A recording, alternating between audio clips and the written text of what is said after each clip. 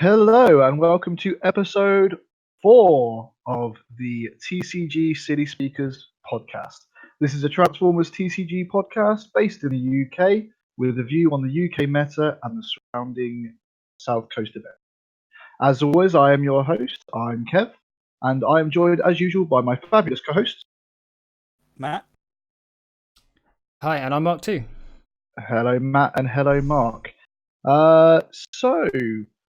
Before we go further ado, we do have a special guest on the podcast today, fresh off of his undefeated victory down in Bournemouth at the Energon Open qualifier event. We have Mr. Simon Monday.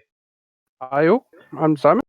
Hello Simon, thanks for joining us today. I know it's been a long day and we're pushing it with this podcast recording right now, but it's good to have you here. So, guys, before we go into our results from the weekend, how's your repping been going? Getting some playtesting in? Yeah, I think we all have, really. We're all preparing for this London event, right? So, I know me personally, for the last couple of weeks, I've just been building as many decks as I can build to test with and against, and just running them up against each other, trying to find something that I'm enjoying more than bugs. So that's my personal quest. I don't know about you, Matt. Yeah, it's pretty much. I've fallen into this almost like a caricature of myself in that the only thing that I seem to do well with is mixed pip style decks, and so Metroplex was the first one. And then followed up with the General Prime outing.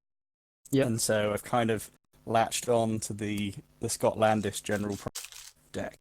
Okay. And I've been throwing that at a lot of things, and I'm absolutely really enjoying it. Nice. And now I'm just kind of working out where it falters and stuff. Yeah. So, would you say you were ahead of the curve on the mixed pip shenanigans? I'm not going to say that I was. It's a very bold claim. Yeah, it would be a tough claim to make, wouldn't it? Oh. That's piercing. Oh no. Okay. No. Okay, we need to stop. I'm going to stop this right now, and then I'm going to restart our engines. Is that cool? No, I'm sorry. That is more than enough punishment. Right. Yeah. Sorry. So, lots of repping in Southampton as well. I know that we've been getting a few at our regular Wednesday meetups down at Bournemouth City, and I have dragged people around to my base on other days just to really hammer those games in. Nice. It does make a difference. If you can find the time to grind, then do it. Get yourself a little bit of a gauntlet. Play against as many decks as you can, and just make those slight changes to your deck every time when needed. So we've been pretty fortunate. I think the reps that we've been getting in recently are helping. So hopefully we won't grab out when it comes to London. Well, hopefully. That's the aim. Yeah. That's the aim. Definitely not 33rd. We definitely don't want anyone on 33rd. No, yeah. It's got to be someone. That's going to feel real bad, yeah. Unfortunately. Well, unless only 32 people show up and then we're all sorted, right?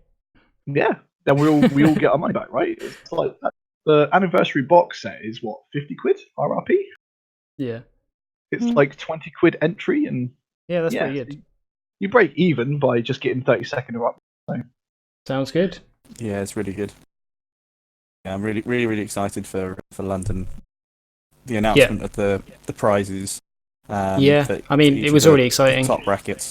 Yeah, exactly. It was exciting before the announcement of the prizes. But yeah, announcing that top 4 get the top 32 get the special edition Blaster Soundwave anniversary decks. Yep. The top 8 get a uncut sheet. Uncut sheets, yeah. Yep. Then top 4 get the 2018 the SDCC pack. promo pack. Yeah. And then obviously number top place gets the free trip. all expenses paid over to the Yeah. States. Yeah. To, Yeah, PAX. PAX up in So, Philly. Hmm. It's definitely a tournament worth winning, but I think I'd be very happy with top 4 result. I mean, that's 200 quid, right? Realistically. Yeah. I mean, I said that I'd be happy with just top 8. I've always, ever since I started playing Magic back in the day, I've always wanted an uncut sheet. So yeah, that's my goal personally. Those are really apart from cool. winning, obviously, but like yeah, the always wanted uncut an sheet's sheet. always good. Yeah, it's a really good prize pool. Looking forward to getting there. I think as at the moment, I'm happy with a cut. I assume we'll be cutting to top 8 Yeah, that's what they said. based on numbers. So you're looking to go 5-1. Yeah. So if you go 5-1, you'll probably be able to draw your last round, right? So yeah, 5-1 seems fine to get you into the cut there, and then it comes down to your. That's where it comes down to matchups are at the point. Getting your deck to a point where you can go X1, that's where you want to be, and then you just play the cut crapshoot, right? yeah, you just gotta at that point you just gotta hope you get a good matchup for your deck, really. Yeah. That's when you'll really know whether your sideboards and stuff are Yeah. really up to the mark. Or whether you prepared for the right decks. That's the thing, because like you That's could have your sideboard prepared for like 4 specific decks, but then the top 8 could have none of those 4 decks. So Yeah, that's exactly it. What about you, Simon? What have you been doing in preparation apart from coming over to my flat and repping? Well, my original deck I was planning to do was the double shockwave. Unfortunately, after over a month of working on that, it turned out to be no gooder. Double wide, he just dies too easily. So I rebuilt Superion and I built a Grimlock RC Lionizer deck and repped them to see which one is more stable. Decided on Superion, and with the tweaks going around yours and going to the board in the city in Southampton, I've managed to tweak it to a nice place at the moment. nice. Yeah, it's doing pretty well. Do you want to go over your games from Saturday at Board in the City, our little event there, and then I'll go over mine, and then we can talk about Sunday's event. Yeah, that's cool. So on Saturday, first event, I unfortunately drew Metroplex, and that was Steve, who runs Metroplex. He's been hammering me ever since I started, and it didn't really go well until started pulling out my bombing runs, which after Metroplex's ability allowed me to heal and send them back. Yeah, that sounds like good. Sounds pretty good. Spicy bombing runs. Haven't seen them for a while. I know. Super spicy. Yeah. Yeah, I added them in to see if they could increase their survivabilities. They allowed me to carry on quite well, but by the end of the day, it's the diminishing returns after the Yeah, first couple I was of going to rounds. say, once you flipped like 2 or 3 guys, it's not a dead card. You're still getting some value out of it, but it's not as effective. It Exactly. quickly becomes like a marksmanship or a plasma Yeah. burst. Yeah. So, and it was also picking up which other cards could be better. Because on Saturday I'd actually not run a side deck, so because I wanted to see how the main deck was on. Yeah, sure. That seems like a good gauntlet to run it It's through, not a right? bad. Yeah, it's not a bad test. You can really kind of see like where it does stumble. Yeah, Exactly. I've been doing that in my playtesting a bit, where I've been doing like 10 games pre-board and then 10 games post-board. Yeah, just make notes in between. Yeah. Mental or otherwise. Kind of go right. Okay, now I can make these adjustments. or if you need to make these adjustments. Sure. Yeah, Yeah. and it was really telling which areas it was lacking. So, which allowed me to create the sideboard for today, which I think. Yeah, I mean, it's good to get some what do they call it? Positive feedback. I guess it's not feedback. What is the word? I can't think of it right now. But where you like you test something and then you can quite clearly see what needs fixing. So you're like, right, okay, I was right. I needed to test this, and now I know how to fix it. I don't remember what the word is. Reinforcement. Reinforcement. That's the one. That's exactly what I meant. But yeah, I think that's a good thing. That I don't know how many people have been doing that. Right, test only before board to then build your sideboard. I think that's a good strategy if you've never built a sideboard before as well. That's a good starting point. It is,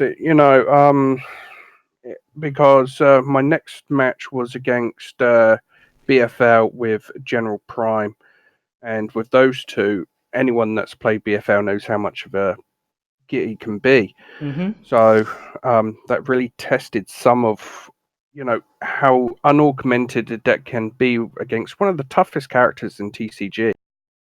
Yeah, he's a pain. Certainly is.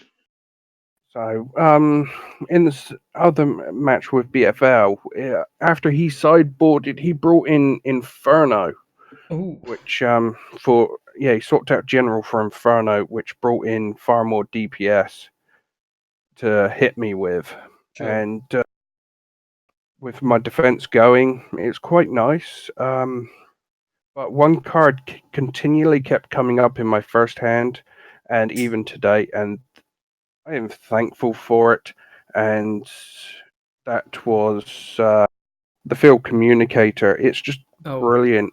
Yeah. Yeah. Good Field card. Communicator When is Field great. Communicator works, it really works. You just have to look at the blaster deck to see that, right? Oh yeah. Get free it's Field fine Communicator. in Superion. Drop Oh it yeah, on Superion Alpha is Bravo, great. right? Yeah. And that is full pierce allowance. Yeah, hopefully a nice free card off the top. Yeah. Yeah, solid. I can see the idea of going with Inferno there in the side if that's his option. I mean, you're looking at trying to hit really hard and try and get some bots off really quickly.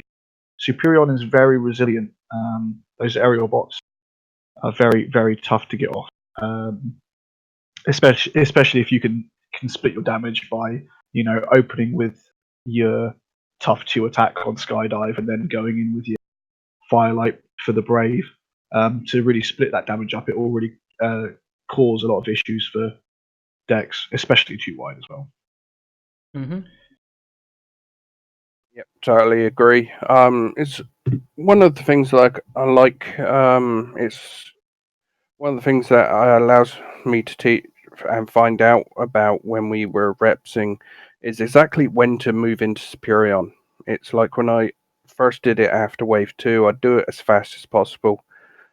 But yesterday and a few others, I've been waiting and getting the extra Pierce attacks with Alpha Bravo, or getting air raid in to destroy something of theirs, and trying to load up some of the best equipment before bringing Superion. So to try and max out his attack and Pierce and defense.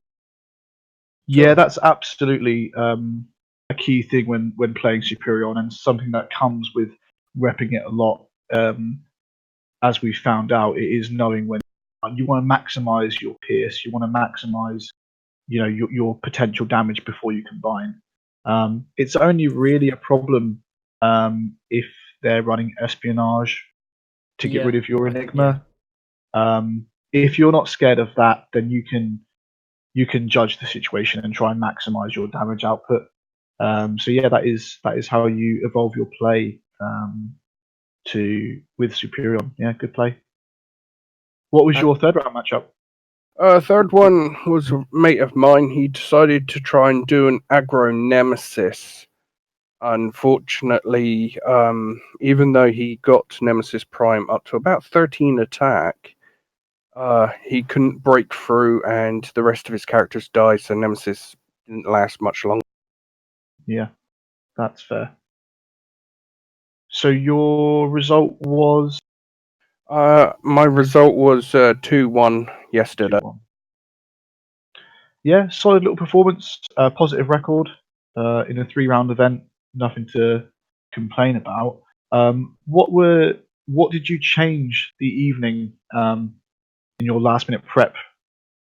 Well, my last minute prep, what I decided to do was remove 2 of my 3 bombing runs from my main deck. I decided it was too heavy and the returns were not paying off as much as I wanted to, so I put 1 in my sideboard that I just newly created and totally discarded 1. With taking out bombing run, I put in a diagnosis into the main deck for that 1 heal plus the draw, which Yeah, I was actually... going to say, is that the one that draws you one as well? Mm-hmm. Yeah, I don't like the pure heals, really. I want some more benefit from it, and it's weight as well, so it Sure. can help. With that, I also put in force fields because of some of the damage that was coming. Yeah, I mean, the meta's pretty orange at the moment. I feel like force fields are quite necessary. Yeah, Agreed. It's not too bad a shout, even though you are tough too. Yeah, I still think you should have 1 or 2 blue. in. Exactly, I don't Yeah. think. Yep. So lowered Inferno Breath from 3 to 2, and that so because I wanted some other things in there because I put the 3rd Inferno Breath into the side deck, but with Field Communicator, I decided to try and spice a couple of things up and see how well they'd work. So I upped Nobel Blaster to 3. Mm-hmm. Okay, yeah, I mean you've got Yeah, 5 characters to load up with weapons. If you're going against an all Decepticon board, you can really stretch out the damage that you're dealing. We're already seeing that Shockwave's quite popular at the moment, so yeah, extra bits of Pierce aren't going to hurt.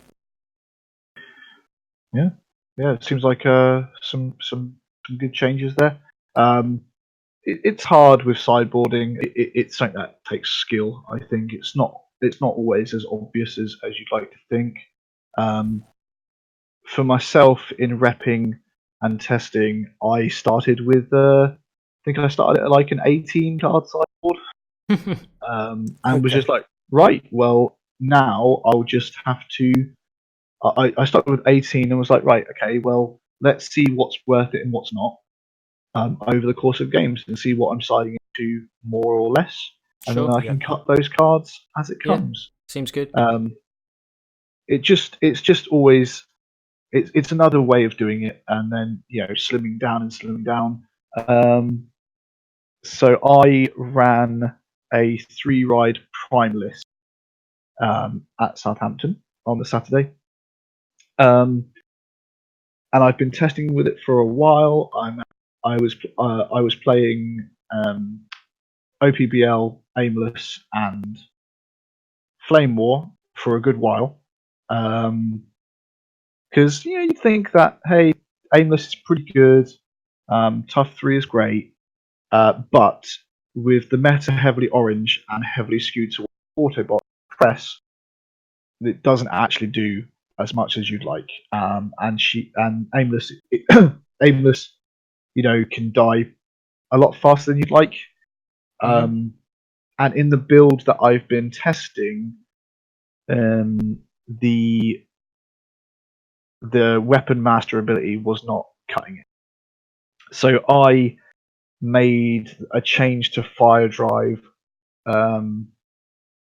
pretty soon after I started testing, and that was a correct choice. I'm much more happier with attacking with OPBL with a fire drive on it, because the math is easier and you can just get there. There's a reason fire drive is seeing a lot of play at the moment, and being able to one shot a character that you may not have been able to with another weapon master is very key. Getting a swing in and killing someone on the nose, if you can work the math out right, is great. That's where you want to be. So I took OPBL Flame War, and Fire Drive to our Southampton event. We had an interesting turnout for the Southampton event. We had 7 players from Southampton. And then you had a bit of a celebrity.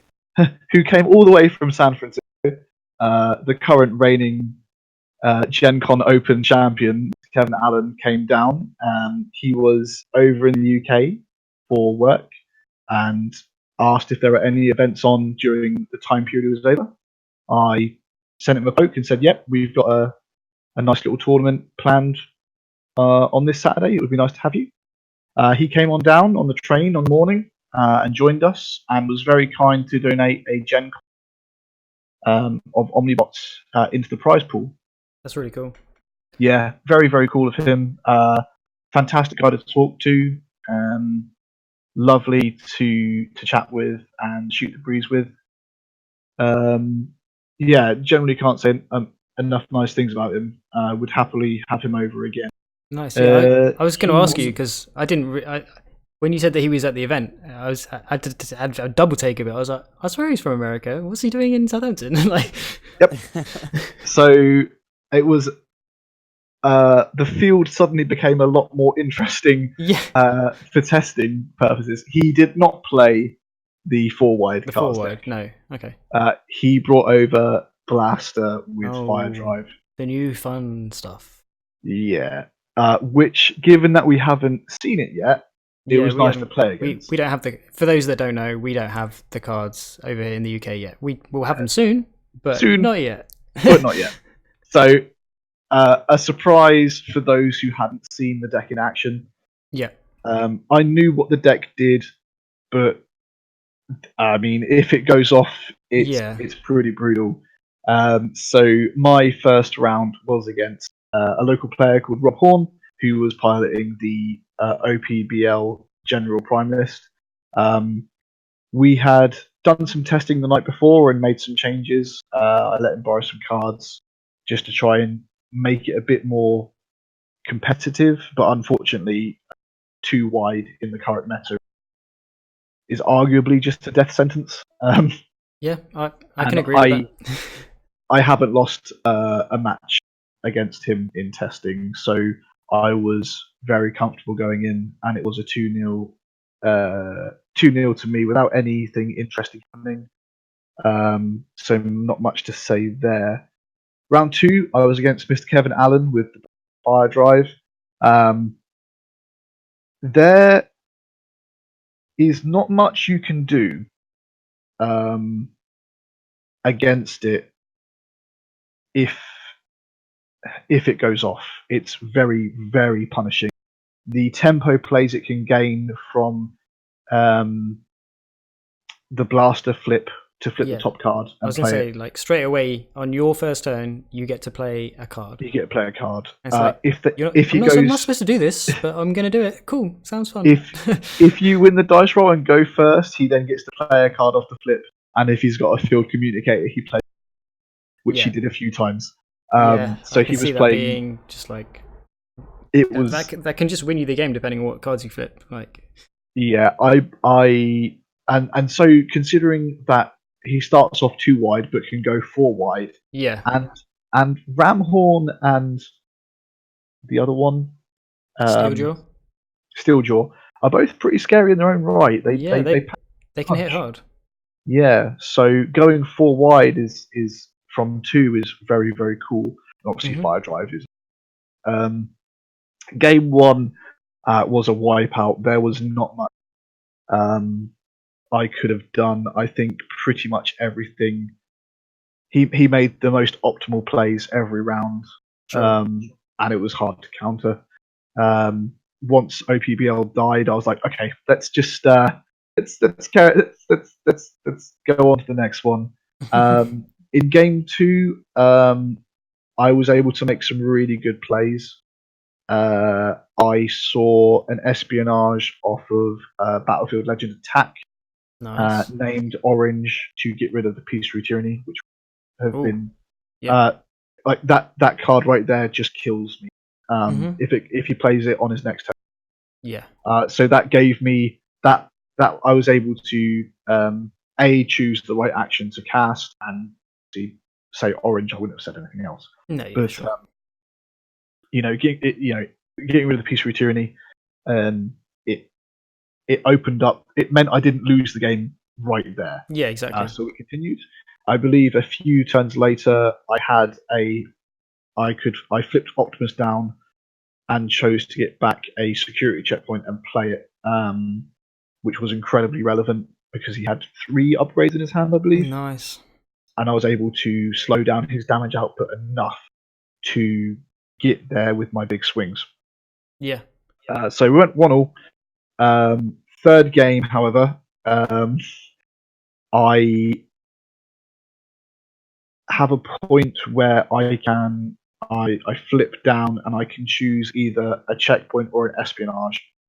And it's either play the espionage to go for a peace through tyranny, or play the checkpoint to remove Optimus from his hand. Sure. And I looked through his bin. There were 2 peace through tyrannies in the bin.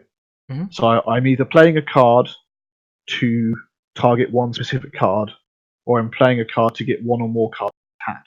Yeah. So I decided to go for the checkpoint. Yep. At which point I see the peace through tyranny in his hand.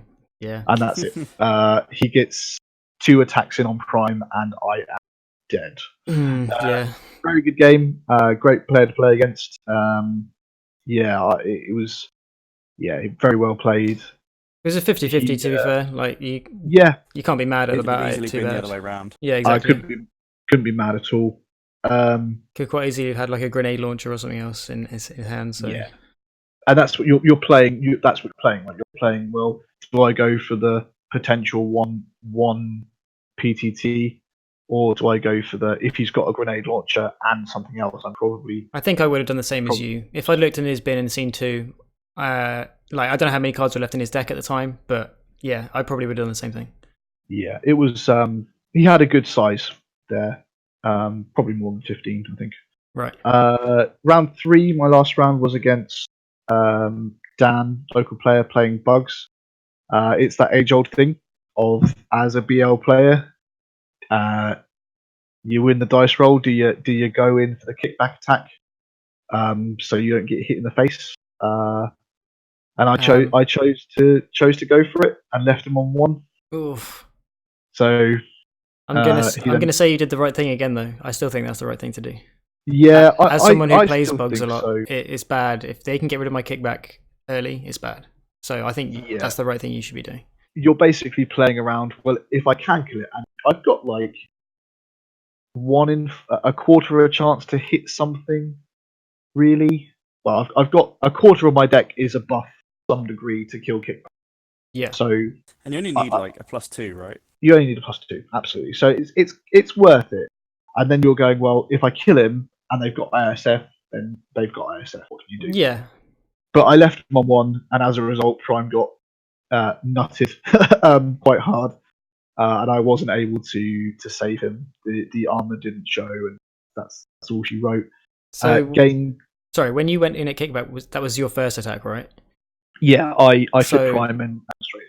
What did he do afterwards? Did he go straight in with kickback, or did he? Yeah, he just came in with kickback. Okay. I think he played a bold or grenade launcher and came in. Sure. And that's all she wrote. Game 2, I go first, and I make the same play. I successfully killed kickback, but he had the ice. Yeah. And whilst he did play it straight away, I probably wouldn't have. Okay. But I would probably have waited until I was tapped out before I played ISF. Yeah. But he played it straight away. It realistically, it didn't matter. Prime still died, so I went 1-2 on the day. But I was able to make some changes based on the performance and what had happened during the day. So the list is was predominantly blue, but not by much. I think I was at 24 blue pips, not including the double orange, but yeah. So double blue, sorry. So I was at 24 different blue cards, but I made some changes. I'm not relying on tough. to survive Hmm. due to the sheer amount of. I think there's more bold than there is tough, really. So I'm trying to mitigate damage with static buffs. I'm really Sure. enjoying reflex circuits, Okay, yeah, I was gonna say, is that what you're using? Yeah. and you've got force fields as well. Yeah, Obviously, yeah. quite good right now. So I made some changes. So the big change I made going into today, going after into last night, was I cut Flame War to Firelight. Reason being is press the advantage was everywhere, and if they've got it in their deck, they save it for her and just gets killed. Yeah. And yeah, I think if you're running red guys, then it's an auto include, really. Hmm. If you're, Yeah, like without a doubt. So Strong. I had a few occasions in testing and on the day where not having a ranged character lost me the game. Not being able to put an armed hovercraft or Okay. a reflex circuits on her Yeah, was lost me a games. big You deal. know, Yeah, yeah. it was a thing. So I decided to go for Firelight. He is a ranged Autobot, He is a and pain.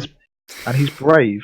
So if I lose the dice roll, they're not going to get some cheeky damage on Optimus. Yeah. As a Kickback result still of has to that, go on to Firefly. Yeah. I was able to cut uh, 2 Pep Talk, 3 Leap of Faiths, and a Scrap of Gauntlets from my main build. And I added in 2 more Press Advantage to go to 3, 3 Yep. Confidence, and a 3rd Armed Hovercraft. So, um, I like it. yeah, the confidence to filter my draw and get the stuff I need. Press the advantage is press the advantage. Hmm. Why not run 3? You know. I'm not going to say any more on that card. I don't think anybody needs to say any more about that card. So I was able to test some games last night with the changes, and I won 2 games straight against Hot Wheels, 2-0 and then 2-0. I was like, oh well, okay, great. Let's go for it. So going into Bournemouth today with those on Sunday with those changes was very relevant. But we'll see how well, actually no, we'll do mine. We'll wait for Simon. His is better. So I kind of feel like I should break up my chit, but it makes more sense to just carry on with me. Yeah, so first time playing Transformers down at Bag of Holding. We had 13 for Nice. the Energon Open qualifier. Yeah, good little turnout. You know, it's odd because I have obviously been testing against aggro, and you know the meta we assume is majority aggro. So I was expecting a lot of orange cards on Sunday. There weren't any orange decks. There were some mixed decks, and there were a lot of blue. No pure orange at all. Nope. Wow. Nope. It was Not even a bug. no A single bugs. bug. There were 2 Superions. There were 3 4-wide Pierce. Joe's from Wreck-It Rules list, one can assume. Maybe with some slight changes. So yeah, there were pretty much all blue based, all mixed. So yeah, not an aggro environment. I don't know if it's a one off. Or if I the don't know. UK players have decided no, Didn't- we're just going to play blue. Didn't we mention this on the last podcast? I think you mentioned it, right? That Yeah, that the UK more seems to slowly. be traditionally more control based. So control orientated in other games, certainly. So it would be curious to see how the Open pans out. Yeah. Yeah, and I think as the set kind of moves forward and we get more and more used to cards, you'd mentioned that more blue will likely come in. Yeah, I think set 4 is going to be there's going to be some tools for blue in for sure. Yeah, I just mean that as the single set, so like with wave Yeah, 1, towards the end of wave 1, it was blue heavy. Towards the end of wave 2, blue heavy again. And likewise, we may be seeing the same again. I think it's slowly starting to turn. Maybe. Yeah. Maybe I think it's the harder to find the pieces for blue early on. Yeah. Mhm. Well, it always is with any control Yeah, archetype because you don't know what answers you need yet. precisely. Yeah. Once the meta settles, that's where the control decks come out. Mm-hmm. So today we played 4 rounds. My first round game was against a lovely guy. I didn't note down his name. I'm a terrible person. But he was playing double shotgun, which unfortunately meant that he had just been paired up against it. He had a good start. He got off the double reboot on his first turn, but that just meant I slapped all my damage onto fire. Mm-hmm. And then I had pressed the advantage and more pressed the advantage. I got through that. I got through that 17 health pretty fast. That's the only problem with the double shockwave deck at the moment is press is a thing. Yeah, and he wasn't able to discard as many cards from my hand post reboot as I think he would have liked. Right. I think that's the key with Major Shockwave. If you can discard your opponent's hand, that's where you can start really taking control of the game. If you're discarding 4 cards and giving them, they've still got a hand. Unfortunately, it was a very one-sided match. Second game, I played against Reese, who was playing Major Shockwave, along with Flame War and Swoop, Wave 1 Swoop. Yeah, sure. So Reese was again another blue-based deck, but he was using Major Shockwave to his best ability, very quickly being able to discard his opponent's hand regularly, and getting them to top deck, as well as being able to hit my Optimus really hard. Like if Shockwave sees a weapon or two, that he doesn't. He's swinging for 11. It's a Not shabby. big hit, not too shabby. The first game was basically down to that. He discarded my hand consistently, which meant that even when Fire Drive died, I wasn't able to discard many cards to buff my damage. Yeah, sure. My damage output was to a minimum. So he took down the first game. In the second game, I was able to. My top decks were pretty good in the second game. I think I ripped into a press advantage at the time to get some big damage in. I was able to just get there. Went to the third. Very similar to the first. Again, coming down to top decking. I think it came down to Prime versus Shockwave, but again, no cards in my hand to boost. I couldn't land any big damage. When time was called, I think I'd left him. I finished my turn. I think Shockwave was still on. I think I hadn't done.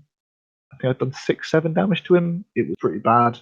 Right. On the last turn of the game, he came in, swing big, and was able to bump me off. Very well played by Reese. The interesting thing about Reese that I noticed was he did make a few mistakes in the games. I think he made one in the first and one in the second. But to his credit, he didn't tilt. He was able to maintain composure. He played well. Very well played from him. Good guy. Nice. Looking forward to playing him again at the Open, no doubt.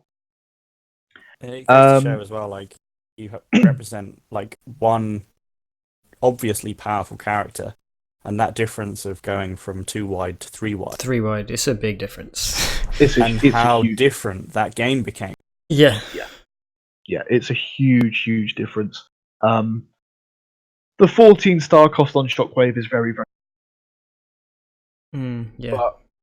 Yeah, I think 3 wide is where he needs to be. It depends, maybe they'll print some bots that's a bit better pairing with him. Yeah, I mean, there's some good 10 and 11 cost characters already, but again, we've already mentioned that the 2 wide, generally speaking, You isn't want going to to be. no, You're not going to be running at your best. no, you want those. You want a decent 5 and a decent 6, don't you? Really? Because At I least think right now. Yeah, Who knows what siege? major shockwave is definitely better if you can get 3 wide, more turns, more flips, more Yeah. discard, more draw. It's certainly. I don't think there was a period in the game, 4 or more cards in hand. Very very strong. So that left me at 1-1. Round 3, played against a General Prime, Captain Ironhide, and Firelight list. Mixed pip, trying to use the old Gen Prime to filter and get good attacks and good off defense. Yep. And Firelight for the same reason as me, just to be really friggin' annoying. Yeah, he's super annoying. I mean, I remember I ran him for a bit in Wave 2 with Starscream Air Commander. It was just him and Thrust, and then then Firefly. And yeah, he's super annoying. Just having a distraction just to make people waste attacks and protect your main attackers is great. Absolutely. And the match was very similar to both of us. It was who can get Firelight off the board as fast as possible with as few resources as possible. Now, in game 1, I believe it took me 3 attacks and 2 cards to get him gone, which meant that a lot of my resources in attack were wasted. Well, that's expensive. That's a lot. It was not good times. I was a sad Kev at that point. So as a result, I think when he killed my last character, he had been dealt like maybe 10 damage across his 2 guys. It was pretty brutal. So yes, game 2. I think I put in Flame War for the second game to try and get some, I don't get to maximize the tough by any stretch, but I think I just wanted a little bit of defense in the early game. Sure. So I may not have, but I think I did. And he was running Pierce, so Firelight kind of died into it. He was very efficient at removing Firelight.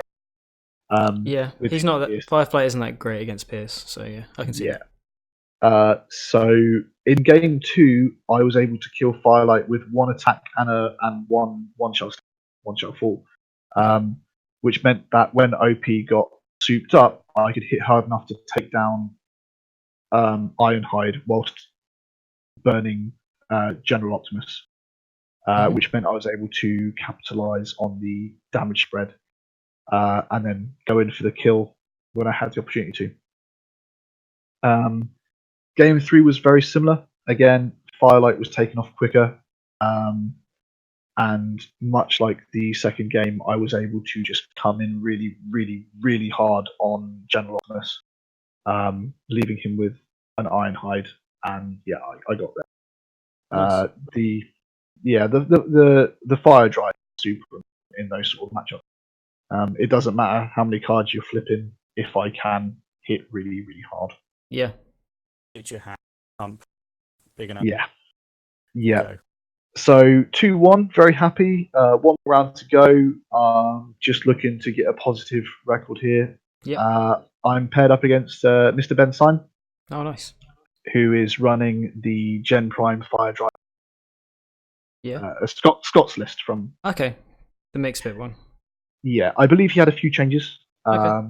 But he was, obviously doing the same sort of game plan. Yeah, sure. Drawing cards and hoping to win with a big Optimus Prime attack. Seems good. I mean, that's been the game plan since the beginning of the game, from what I've heard. Just swing big with Optimus. So in game 1, Firelight is a bit of a pain. Couldn't get the damage where he wanted it, which meant that when Barrage came in and did some damage to Firelight or Firelight, yeah, I was able to. I had a press in hand, came in with an Optimus attack, and one-shotted Barrage.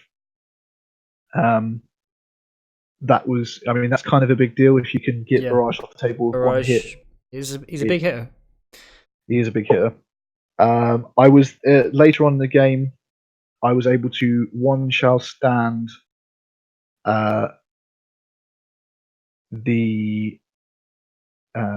was able to one shall stand his fire drive and my General Optimus, who had fire drive on him. So yeah, he had killed my fire drive with his fire drive attack, and Prime was on 10 health out of 14. So I was able to put my Optimus to 13 and kill his fire drive, and then come in onto his remaining General Optimus with a big attack. Yeah, nice. He'd been one shell stood earlier, so he was on 11 life, and I was able to get 11 damage. Nice. On the nose. Yeah. It was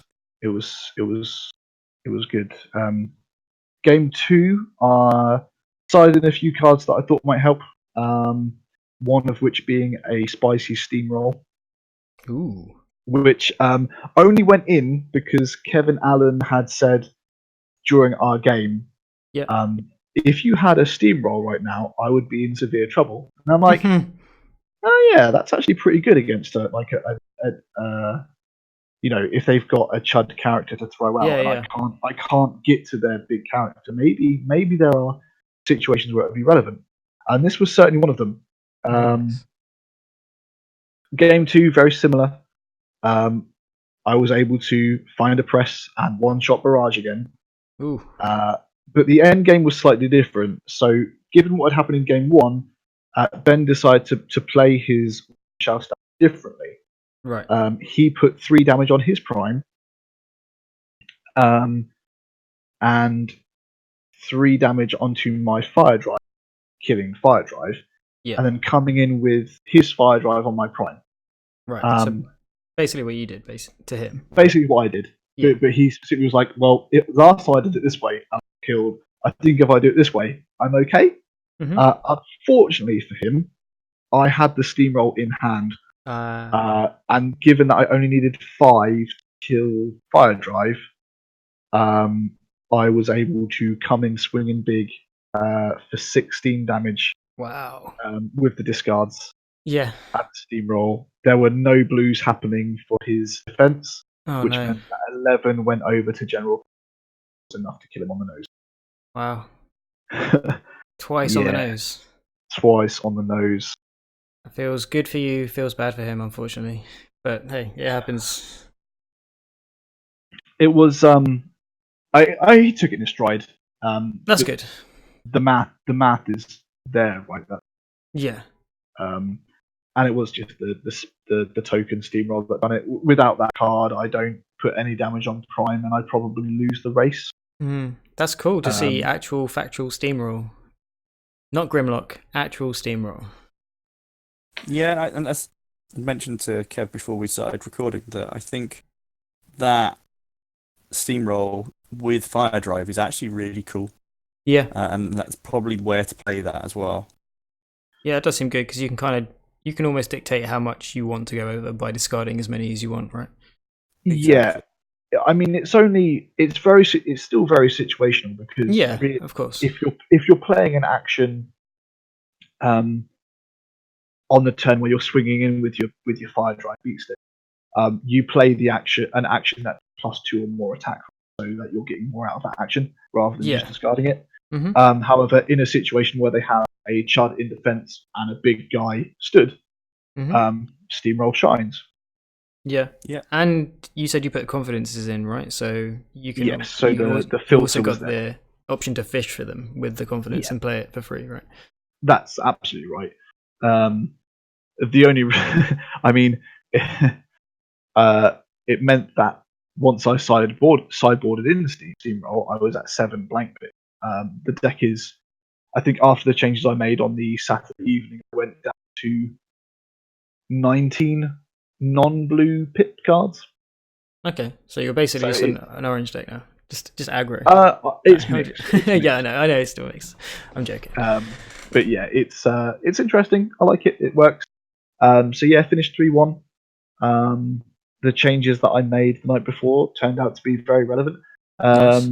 The sideboard, there were a couple of games where I sideboarded 6. I think one of them I sideboarded in 8 cards.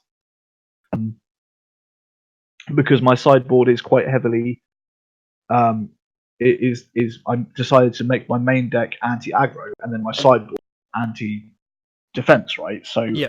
I was looking to sideboard in the blue mirrors or the blue matchups.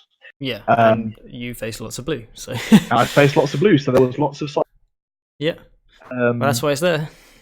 No, so that was it. That was 3-1. I finished up 4th, I think. Nice. Yeah, 4th. And I got 4 packs for that, so I'm quite happy with Sweet. that. Get any nice pulls? I pulled 2 rares. I pulled a Captain Ironhide Nice. and a Captain Ironhide. Okay. Nice. So if anyone still needs a Captain Ironhide, believe me, I've got 3 going spare. Yeah, so that was my event. So the preparation, the changes, they all added up to my score. If that was the open, I went X and 1. That's a cut. Yeah, That's exactly. fine with me. Mm-hmm. And thus ended my weekend of cards. Yeah. But Simon, you've got an interesting report to go on. Do you want to tell us how your day went? Yeah. Well, first of all, I'd like to say thank you to Bag of Holding for hosting us. Oh yes, absolutely. Great.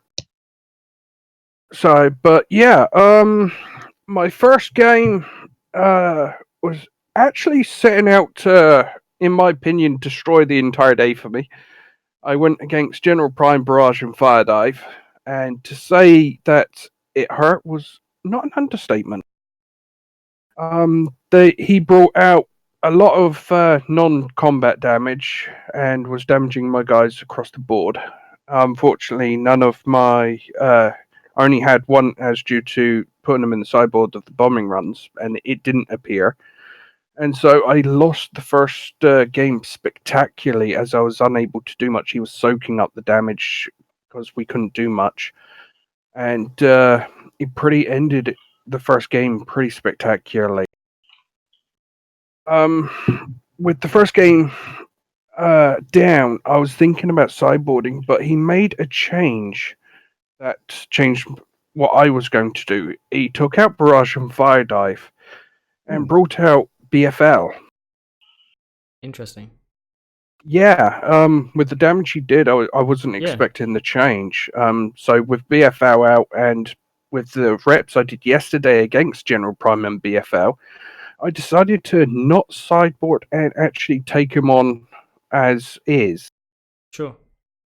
And what he did, I chose him to go first. He led out with BFL, and I managed to Firelight in my turn.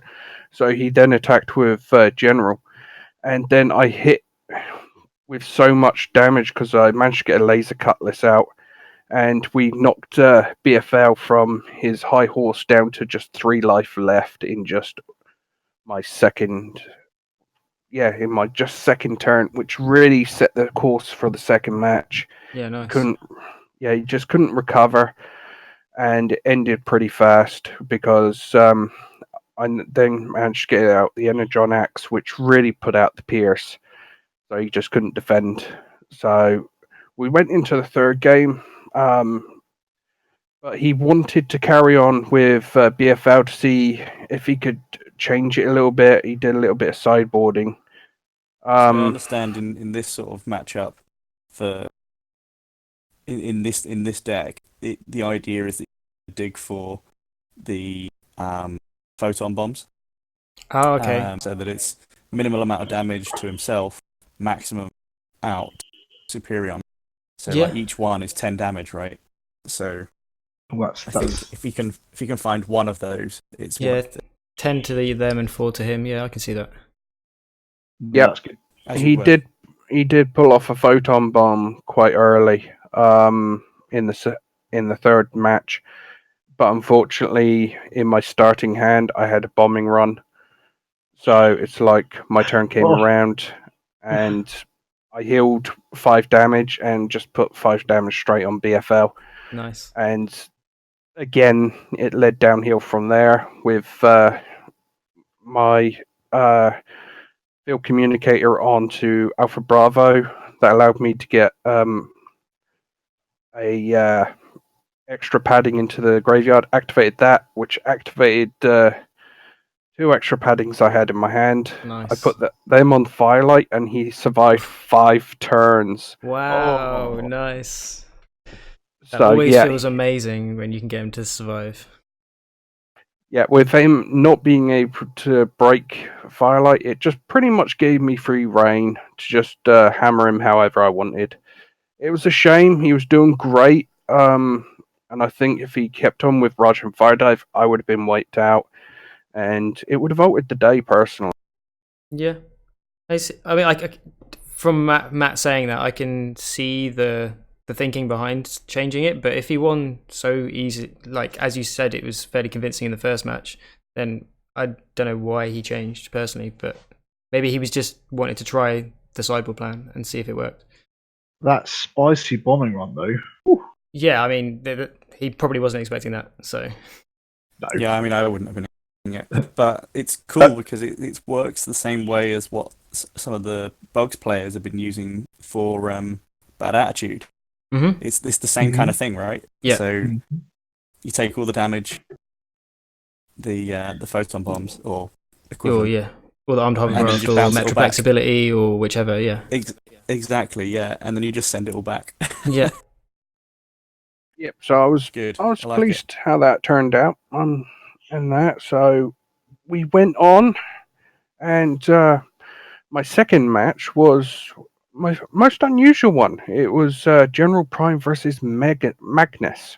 Ooh. And I have to admit, never faced Magnus before, so completely new. I've got a lot of time for Magnus. Yeah. Yeah, I like that. I'm very impressed. Like, I wasn't sure what to think of him when he got spoiled, but when I played against you with him straight away, it took me one game, not even like the whole game. I was like, okay, yeah, this guy's good after like 3 turns. Definitely solid, isn't he? Well, he is, looking at some of my combat cards and damage dealers and him being able to negate one of it, it would really limit and hampered it, plus with the +2 defense. So he kept attacking with Magnus first so he could soak up the damage.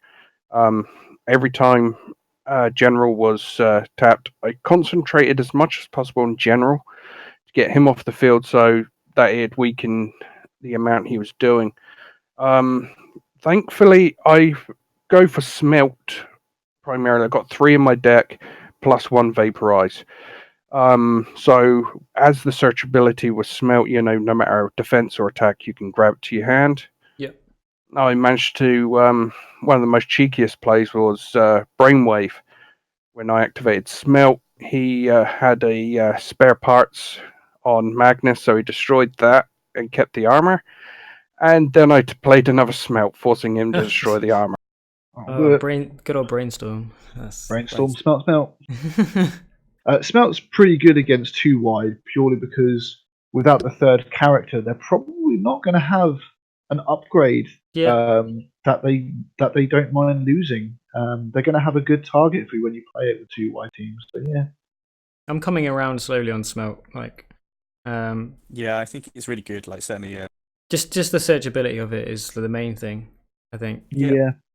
Well, yeah, I was able to search Smelt quite a bit, and with it's rolling off constantly and being able to search a lot easier than some of the others. I was able to constantly destroy their weapons. So I think about at any one time in the game, their max on the field was only about 2 equipment, and that was only because they were able to get off a couple of things that allowed them extras. And so I really recommend Smelt. It's beautiful. Yeah, I think it's good. It's better against orange as well. because a lot of the orange weapons aren't sticking around, right? They just one use only. So Yep. the only thing that they're probably going to have on the board is a force field, which is something you're going to want to get rid of. So Smelt's great in that situation. But against blue, it's not as good, I don't think, because with extra padding and stuff, like if they've just got a million extra paddings and you play Smelt, they're just going to be like, okay, cool, I'll just get rid of one of these. It's fine. Yeah. Yep. So won the first game. He then took out General Prime and brought in Captain Ironhide. So that, looking at no Captain Ironhide, he's getting rid of non-combat damage, and then Magnus's armor reducing it by 1. Yeah. I decided to get rid of all my armed hovercraft out, and because they're pretty much useless, I decided to change armed hovercraft to a force field, and even put a heavy-handed in and a leaping into battle. Yeah.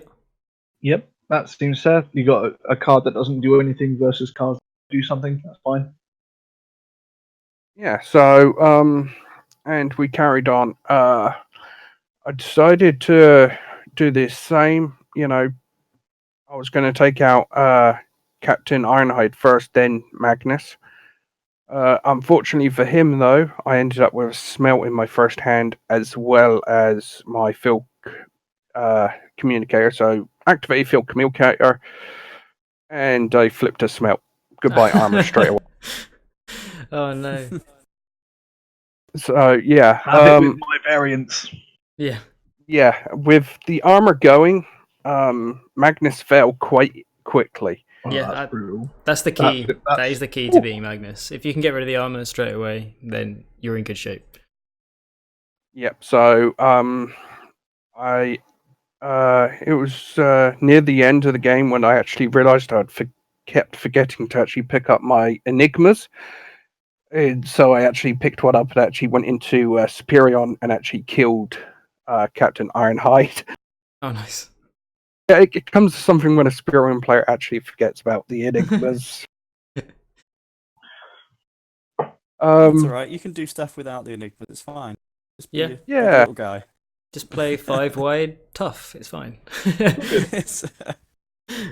Now, the third match, though, was one I was dreading because with the reps yesterday and history, I faced Metroplex again.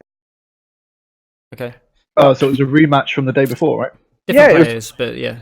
No, it was the same player. Oh, it was the same player. Wow. Okay. No, Steve travelled down as well, so three of cool. us. The run Yeah. back. It was pretty much a grudge match, Metroplex versus Superion. And unlike yesterday, my bomber run never appeared, but I was able to consistently kill off his small guys faster, and I was really piling on the damage into Metroplex, especially as I forced him into turn 1. So we managed to take him out, especially when I got into Superion, and I had him with Pierce 6 with Nice. Tough 5. Wow. Tier 6 tough 5. I like it. Yeah, Damn. because I have no reinforced plating. I have just the padded armor, plus I have one. What is that bloody? Sparring gear? Yeah, thank you. Okay. Nice. So 3 paddings, a One sparring gear, All fetchable. Yeah, I like it. and a force field in the board, right? Yep. Yeah, so- I like it. Cool. So yeah, he couldn't break Superion's armor except to do 1 or 2 damage, and with me consistently doing the Pierce 6, it just Yeah, 6 whittled it. back. Yeah. Yeah. It's not a good place to find yourself in when you're doing 1 or 2 and they're coming in for 6 every Yeah. hit, is it? Okay. No way am I winning this race. No. And you need something very, very spicy to get through that tough 5. Yeah, Yeah. you're gonna need a disarm, and even then that doesn't do much because they're just gonna replay all the extra paddings next turn. So. Yeah, you need like brainstorm, disarm, security checkpoint, right? Yeah. That Yeah, works. pretty I guess. much. Metroplex doesn't have spec for that. Yes. Second match with Metroplex went slightly different. Um, I killed off one of his guys pretty early. Did some minor damage. He got off his ability, so they gave him an extra turn to reset everything. But I decided to get into Superion as fast as possible. I had again Pierce 6. He had one guy on the field, one under, and it's like I killed his one guy, and I was killing them in insta shots. And again, I was building up that tough to again get to tough 5. And so we ended up, what's it? I got Superion in with just 21 damage, with his about 13. So again, the Pierce just added in with his little damage, and for this grudge match, Superion finally came out on top. Good. Nice. Yeah, it's nice to see. I mean, obviously, it's a very difficult matchup for a Superion player, right? I mean, if I'm playing Superion and I sit against Metroplex, I'm like, well, this isn't great. Yeah, we were just saying about how like photon bombs and unpolcrafts really hurt Yeah, and yeah, Superion. and Metroplex Metroplex kinda has that built in. Yeah. Plus Slammer. Exactly. So it's a beautiful deck, and I've always wanted to beat him. So I think that was my proudest match today. Is I just finally managed to settle the grudge. Yeah, it's good. But Personal victories. Yep. it is. I've always been playing for fun and not really competitive. So little bits of moments like that really make up your own story in the universe. Yeah, it's good. And so that was those 3 matches, and then we come down to what I would say would be the absolutely toughest game I have ever played in TCG, and that was the 4 wide blue Pierce. Oh, the Pierce deck. Yeah. One of the 3 that were there, right? There were 3 Yep. of them. And his one was Mirage from Maximus, Yeah. Alpha Bravo from the aerial bots, Mm-hmm. Trigger Happy, and Flame War. Okay. And he came out heavy and hard hitting in the first match. It's just the amount of Pierce he was doing. He was averaging between 4 and about 8 Pierce on almost all his attacks. And yeah, that's gonna hurt. Yeah, it did. He won the first match pretty much clear and effective, and it came down to sideboarding. And I'm looking at it and thinking, and unfortunately, I had almost nothing in my sideboard to combat it. So there's not anything to combat it. There's only one card. Pierce. Point defense system. Yeah. Yeah, like that's your that's best out. it. That's your out. Yeah, I had none. So I had to try and either shorten his 4 wide down or try and get rid of his equipment early. And that's what it came down to, because it's like in the second match, he killed Firelight, one-hitted him straight away. Wow. That's bad.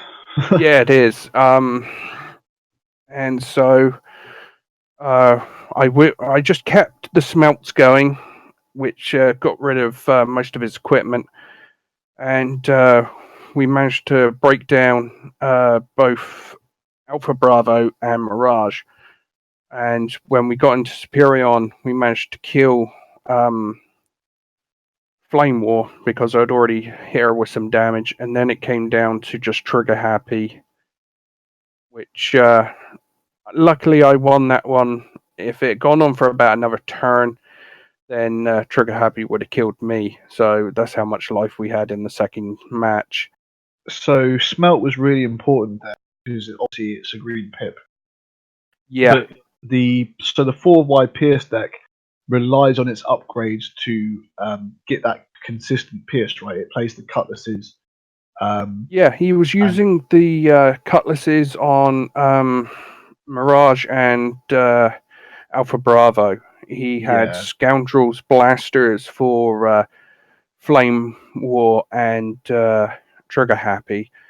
Sometimes he'll put a Cutlass on Flame War as well, as she's so low. So, But if he's spending his equipment action, if he's upgrading an equipment, and you're able to consistently find that smelt to get rid of that equipment, Yeah. that's parity, right? You're Yeah. one to oneing things, and you're making. He has to keep finding more piss. Yeah. So that I think it's going to probably take 2 turns. Trigger happy yeah to go find it.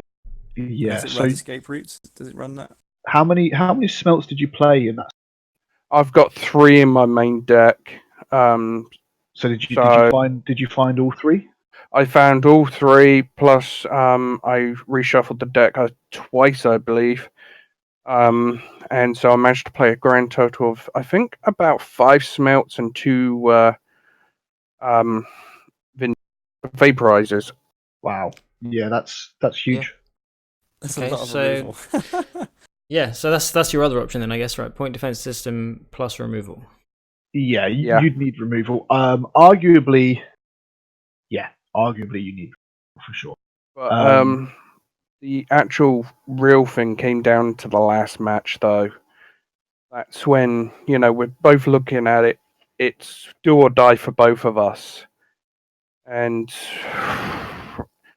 every action, you could accuse us both of kind of like slow playing, because we're both having to think, analyze the entire board. How are we going to do the damage we've got? What can we do to the next turn? And what can we, safely get away with while trying to protect us and moving the whole thing forward? Yeah, I'm quite happy I avoided that on the day, because I suffer from analysis paralysis, and that would ruin. I like that one. Analysis paralysis. Yeah. Yeah, I think we both hit it, because we were running down the time quite badly on that third match. And it's like we both did a couple of things differently. One, all my armors, I ignored them. I swapped them out for smelts. Anything that could be useful, I grabbed it to my hand. Yep. Because with his pierce, my armors are totally useless. So it's like, screw that. Yep. Get the other stuff to my hand. What he did differently, instead of spreading the damage over most of my guys, he actually killed 3 and left 2 pristine. So, and I think that is actually where I won it, because when I finally went into Superion, I had Pierce 6 again. No, only tough 2, so couldn't do much there. But as I was killing off his characters, he was doing nice Pierce to me, and it came down to the very, very final thing. It's his attack. I've got 6 life. He's got 2. And he's looking for his hand. He's drawn his card. He can only do Pierce 4 max to me. Ooh. Oh, that's rough. Yeah. Superion's Yeah. got base 3 on the board. So Yeah. Yeah. And so, I can kill him outright in my next turn. Yeah. And it's just that 2 extra life from my pristine guys. If he'd just done something to get him 1 hurt on either of those, he would have won it. Yeah, did he Yeah. overkill a couple of your guys when he was killing them? Yes, he did. Yeah. I had 1 on 7, and he killed him for, I think it's -5. Wow, that's a lot. Yeah, that's a lot. That's definitely something that he can learn from, I think. Yeah, Yeah. because I looking at the deck, and I haven't seen much of it in action. It's very much about obviously maximizing your consistent pierce. And against blue decks, it seems like an auto win for you, because you're 4 wide and you're going to be consistently coming in for pierce 4 to 6 to 8, right? So it's going to take 2 attack. It would take 2 attacks really to knock Yeah. off a decent sized character. And you're blue, so it's going to take them at least Yeah. 2 or 3 attacks to kill you. So Yeah, and so I think you definitely win that race against a 3 white blue deck. Sure. And as he consistently attacked with Mirage first, then Alpha Bravo, so there's 18 life there, which you've got to get through just to get to Trigger Happy, who's Pierce 4 on his own. And, you got Flame War there as well, which he sometimes tapped for Inferno to do another 3. Yep, sure, absolutely. It's a very, very good deck. It's unfortunate for him, for the guy. Sorry, I didn't catch his name. It was Toby Bassett, I believe, his last name. Toby, actually. Yeah, thoroughly well played by him on the day. I thought sitting down against you for that 4th round, maybe I'd probably be quite confident going in there.